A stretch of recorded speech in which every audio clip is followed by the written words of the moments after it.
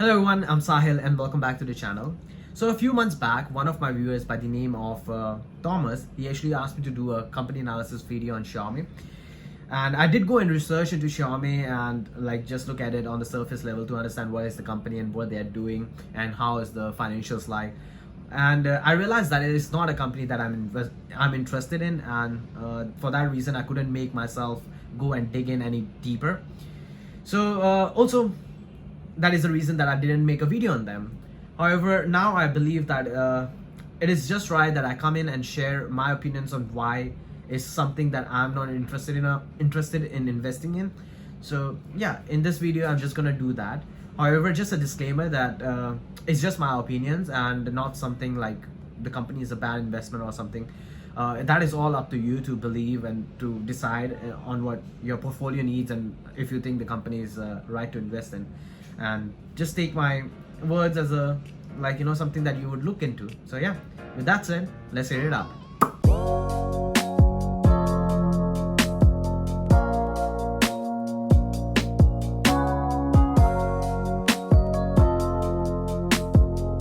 Right, before we start, let's just go and get the background of the company itself, just to understand Xiaomi a bit more.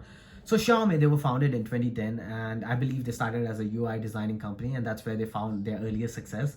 Later on, they moved on to the smartphone and the smart hardware devices space, and that's where they are right now. And their focus is mainly to provide quality products at honest price. That's how they stated, and for that reason, they made it very clear that in the IPO prospectus that their net margins for the hardware devices will never exceed 5%.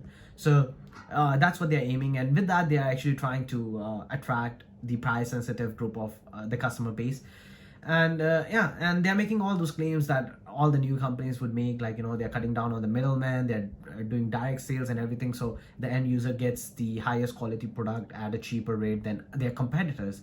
And this is something that all the new companies make, but I believe Xiaomi is actually fulfilling this promise. Their smartphone devices are of quality. I would believe, I've never used it, but the reviews are quite good. They are of quality for the price they're selling it. And Xiaomi, they divide their company in businesses into three different segments. So they have hardware products, then they have e-commerce, and then they have internet services. So the entire story here and how the different business segment interlink is that they're using their new retail and e-commerce platforms to sell their products, their hardware to the end users, and their devices are working on a proprietary user interface that builds a user base for them. And to this user base, they're selling their internet services, and that's where they make their bulk of their net profits, and at least that's what they plan to do. So looking at the hardware itself, if you're not known, Xiaomi sells everything, literally everything they can put a chip in, they will actually sell it. They range from just normal flask, a coffee flask or something, and what they do is just put a chip in that measures the temperature, and that's where their smart hardware comes in. Maybe the flask can communicate to your phone as well or something like that. They have weighing machines, they have those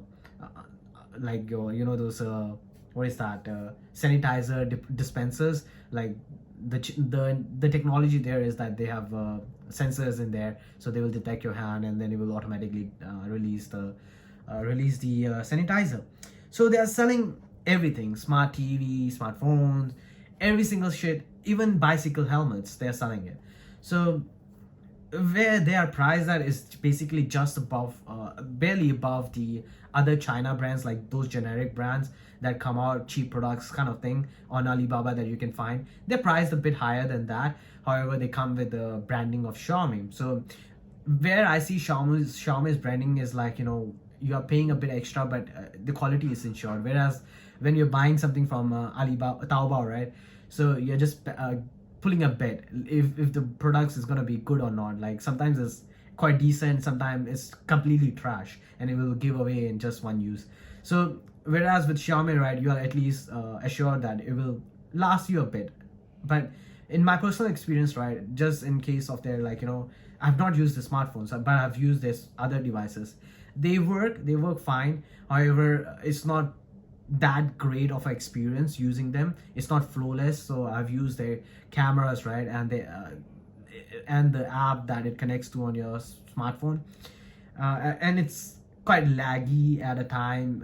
It is supposed to record the video, but Sometimes the recording gets corrupt and all these issues.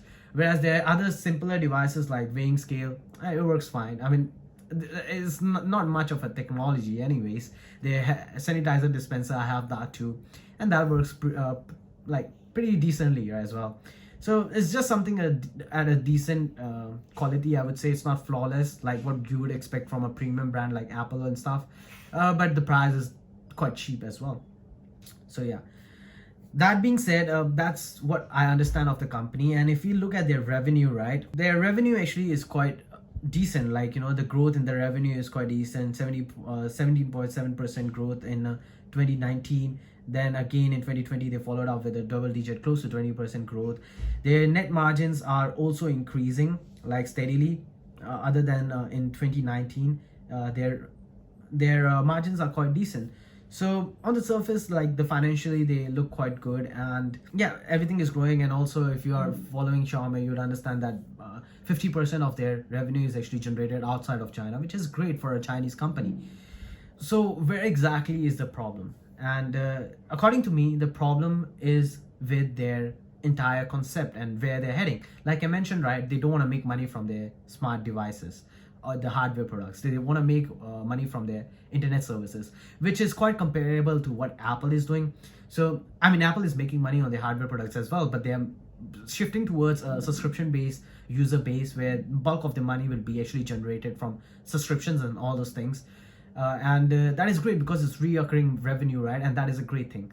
However, where Xiaomi differs from Apple is that Apple has a customer base which is not that price sensitive, if I put it that way. Whereas Xiaomi's entire branding is around price sensitive customer base. So do you think like people are willing to pay for subscription at this when they're price sensitive?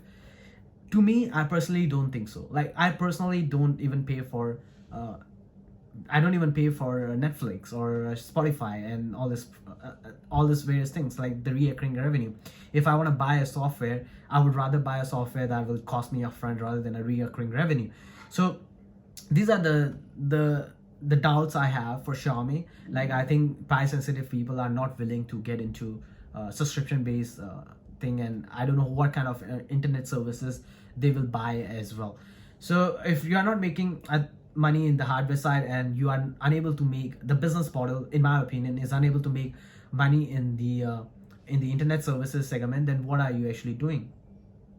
Really, this kind of business model definitely suits Apple. Like, I already said, the people there are not that price sensitive. They are willing to put in more money just for more convenient and not ads and all those things. Whereas price sensitive people will bear with the ads, and as long as he gets to view it, right? Barely would they ever pay for any like app or anything that costs money. They would go for the free applications and stuff. So that's my opinion on them, and that is the sole reason why I believe that I wouldn't invest into Xiaomi. Other than that, I've also taken a look at their revenue, right? So here their revenue is all right. So here we have the numbers for the various different segments, the revenue and the gross profit. So as you can see, like the business segments are divided into smartphone, internet of things, and lifestyle products and internet services, right? And for the revenue itself, there's a decent growth in the smartphone side. The growth in the internet of things is not so good, and internet services, it's a very small number as compared to their smartphone sales. But then again, the growth is not that bad. However, this tells you, like, you know, how big of a difference is smartphone as compared to their internet services. Like, it kind of proves like my point where that you know, not a lot of people who are buying Xiaomi products will actually pay for the internet services as well. And then comes the gross profit margins, right? Obviously, like the company itself said, that they will keep it low, and for smartphone products it's definitely low at 8.7%. However, there's a decent growth in both the years for their gross profit before taxes.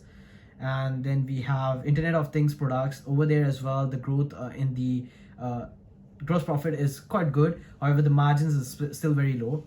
And then we have internet services, right? Then we see the growth is freaking trash. Not trash, but it's quite bad as compared to the growth in the revenue itself. That again proves the point that, you know, not a lot of people will actually pay for the internet services. And if they're gearing their entire business on making money through those internet services, but they are not seeing that good of a growth there, then obviously to me it's not an interesting company to invest in. And looking at their revenue growth as well, right now they're doing decent growth in their revenue. However, when it gets saturated, then what would you have? Like the internet services growth will freaking halt in a way. And yeah, even though the margins are good, yeah, obviously the margins are good, but then again, if they are not seeing any growth, then I don't see a point in investing into Xiaomi. However, like I've not digged in deeper, I've not done a fair value calculation on them. This is all the things that I will only spend time doing if I'm interested to invest in the first place. So in terms of valuation, they could be trading at a discount, and that would make it a good investment. But in my investment strategy, I only invest into a company where I can see myself being invested for over 10 years. So Xiaomi is not that kind of company, and that's the reason I'm not investing into them. So with that, I will end this video. Until the next one, ciao.